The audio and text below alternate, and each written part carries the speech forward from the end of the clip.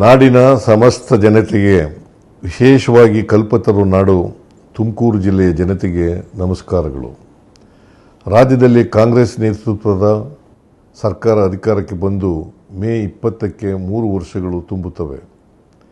ಈ ನೆನಪಿಗಾಗಿ ರಾಜ್ಯ ಸರ್ಕಾರ ಕಳೆದ 3 ವರ್ಷಗಳಲ್ಲಿ ರಾಜ್ಯದಲ್ಲಿ ಆಗಿರುವ ಅಭಿವೃದ್ಧಿ ಕೆಲಸಗಳನ್ನು ಜನತೆಗೆ ಸಮರ್ಪಣೆ ಮಾಡುವ ವಿಶೇಷ ಕಾರ್ಯಕ್ರಮವನ್ನು ತುಮಕೂರಿನಲ್ಲಿ ಮೇ 19ರಂದು ಹಮ್ಮಿಕೊಂಡಿರುವುದು ಅತ್ಯಂತ ಸಂತೋಷದ ವಿಷಯ.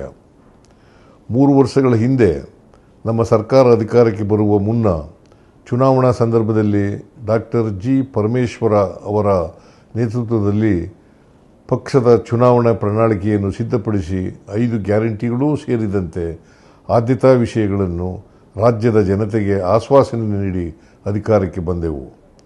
1 ವರ್ಷದ ಒಳಗೆ ಎಲ್ಲ 5 ಗ್ಯಾರಂಟಿಗಳನ್ನು ಸಮರ್ಪಕವಾಗಿ ಅನುಷ್ಠಾನಗೊಳಿಸಿದೆವು.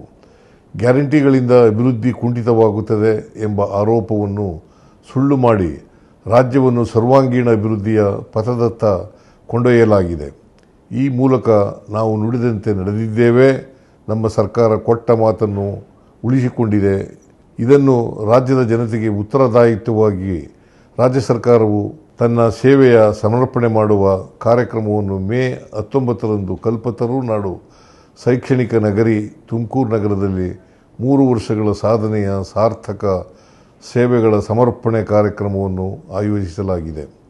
ಅಂದು ಬಹುಮುಖ್ಯವಾಗಿ ಕಂದಾಯ ಇಲಾಖೆಯಲ್ಲಿ ಆಗಿರುವ ಅಭೂತಪೂರ್ವ ಆದ್ಯತಾ ಕಾರ್ಯಕ್ರಮಗಳಾದ ಇ-ಪೌತಿ, ದರಖಾಸ್ತು ಪೋಡಿ, ಹೊಸ ಕಂದಾಯ ಗ್ರಾಮಗಳ ಫಲಾನುಭವಿಗಳಿಗೆ ಹಾಗೂ ಪಿಂಚಣಿ ಯೋಜನೆಗಳು ಸೇರಿದಂತೆ ಸುಮಾರು 1.40 ಲಕ್ಷ ಫಲಾನುಭವಿಗಳಿಗೆ ಹಕ್ಕುಪತ್ರ ವಿತರಿಸಲಿದ್ದೇವೆ.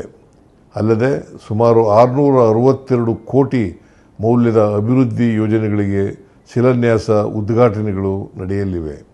ಈ ಕಾರ್ಯಕ್ರಮದಲ್ಲಿ ನಾನು, ಉಪಮುಖ್ಯಮಂತ್ರಿ ಡಿ.ಕೆ. ಶಿವಕುಮಾರ್ ಮತ್ತು ಸಚಿವ ಸಂಪುಟದ ಎಲ್ಲ ಸಚಿವರು, ವಿರೋಧ ಪಕ್ಷದ ನಾಯಕರು, ಎಲ್ಲ ಶಾಸಕರು, ಸಂಸದರು, ಮುಖಂಡರು ಭಾಗವಹಿಸಲಿದ್ದಾರೆ. ನೀವು ಈ ಕಾರ್ಯಕ್ರಮದಲ್ಲಿ ಭಾಗವಹಿಸಿ ಯಶಸ್ವಿಗೊಳಿಸಲು ವಿನಂತಿಸುತ್ತೇನೆ. ಜೈ ಹಿಂದ್, ಜೈ ಕರ್ನಾಟಕ.